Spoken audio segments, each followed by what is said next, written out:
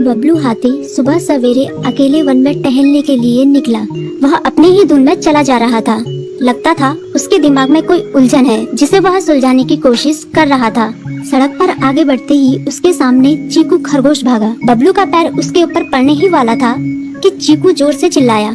उसकी आवाज सुनकर बबलू ने अपना पैर पीछे खींच लिया। कहाँ खोए हो बबलू भाई? कहीं नहीं, बस कुछ ऐसे ही सोच रहा था। किस बारे में? तुम जानकर क्या करोगे? शायद मैं तुम्हारी कुछ मदद कर सकूं। तुम तो जानते हो आजकल वन में कितनी चोरियां हो रही हैं, पर चोर का कोई अता पता ही नहीं है। इस बात को लेकर वन के सारे प्राणी चिंतित थे। वे वहाँ खुद को सुरक्षित महसूस नहीं कर रहे थे।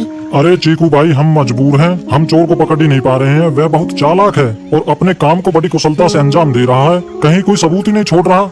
हमारे राजा इस बात को लेकर बहुत चिंतित हैं। यही कारण है कि हम सब इस बारे में सोच रहे हैं। अब तुम मेरी इसमें क्या मदद कर सकते हो?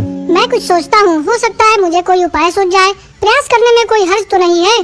तुम ठीक कहते हो चीकू, लेकिन वन के गुप्तचर भी अभी तक इसका कोई हल नहीं निकाल सके। इतना कहकर वे चुप हो गए। बबलू की बातों ने चीकू को सोचने के लिए मजबूर कर दिया। चीकू को उदास देखकर बबलू बोला, तुम अपना मन छोटा मत करो। मुझे अच्छा लगा कि तुमने मेरी परेशानी को समझा। कभी मैं भी इस वन के लिए गुप्तचर का काम करता था। एक बार मेरी टांग टूट जाने से मेरे अंदर फुर्ती नहीं रही। तब से मैंने यह काम छोड़ दिया।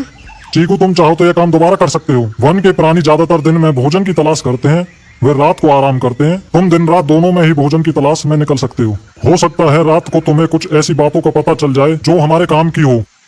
हाँ बबलू, तुम ठीक कहते हो। मैं आज रात को वन में घूमकर इस बात का पता करने की कोशिश करता हूँ।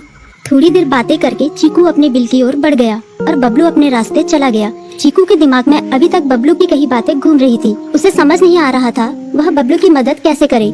दिन भर वह उसी उधेड़-बुन में लगा रहा। शाम होते ही चीकू कुछ सोचने लगा और वह चुपचाप बिल से बाहर निकल आया। चीकू की पत्नी ने देखा तो बोली, इस समय कहाँ जा रहे हो? बाहर खतरा है। खतरा तो सुबह भी रहता है, लेकिन खतरों से डरकर हम भूखे तो नहीं मर सकते। मैं बाहर घूम कर आता हूँ। इतना कहकर चीकू रात को बिल से बाहर निकल आया। कुछ दूर जाकर उसकी नजर बंकू उल्लू पर पड़ी, जो कुछ ही दूरी पर था।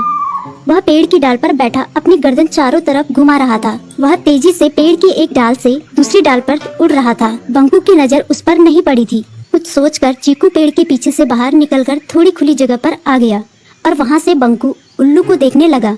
बंकू ने चीकू को अंधेरे में भी देख लिया, पर उसने उसमें कोई उत्सुकता नहीं दिखाई और अपनी गर्दन चारों ओर घुमाता रहा।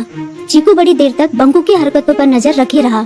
वह थोड़ी देर तक खुले मैदान में खड़ा रहा, पर बंकू ने उसे देखकर भी अनदेखा कर दिया।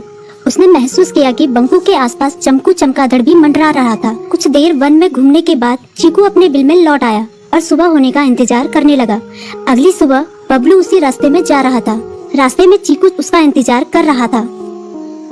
आज बड़ी जल्दी आ गए बबलू। हाँ, आजकल मुझे चिंता की वजह से नींद नहीं आती। कोई नई खबर है क्या? यकीन से तो मैं नहीं कह सकता, पर मैं तुम्हें ऐसे प्राणी का नाम बता सकता हूँ जो शायद चोरों की मदद कर रहा है। कौन है वो? बंकू उल्लू। इतना कहकर चीकू ने रात की घटना उसे ज्यों की त्यों सुना दी। इसे सुनकर बबलू का माथा ठनका। बबलू की आंखें चौंधिया गई। तुम ठीक कह रहे हो। मुझे आज रात बंकू और चमकू पर नजर रखनी होगी। इतना कहकर वे दोनों अपने अपने रास्ते चले गए। बबलू रात को अपने साथियों के साथ बंकू पर नजर गड़ाए रहा। उसकी संदिग्ध गतिविधियों को देखकर बबलू ने उसे उसके साथियों चंकी और संकी लोमड़ के साथ पकड़ लिया। बबलू ने सख्ती से पूछताछ करनी शुरू कर दी। तुम इस समय बंकू चमकू के साथ क्या कर रहे हो? हम चारों दोस्त हैं, इसलिए साथ बैठकर बातें कर रहे हैं। चमगादड़ और उल्लू की दोस्ती तो समझ में आती है, पर लोमड़ के साथ दोस्ती कैसे हो सकती है? सख्ती से पूछने पर दोनों ने अपना जुर्म कबूल कर लिया और सभी चोरियों के बारे में बताया जो उन्होंने कुछ दिन पहले वन में की थी। बबलू ने उनके चोरी का सारा सामान भी बरामद कर लिया। बंकू और चमकू को अभी तक समझ में नहीं आ रहा था कि वो इतनी आसानी से कैसे पकड़ में आ गई।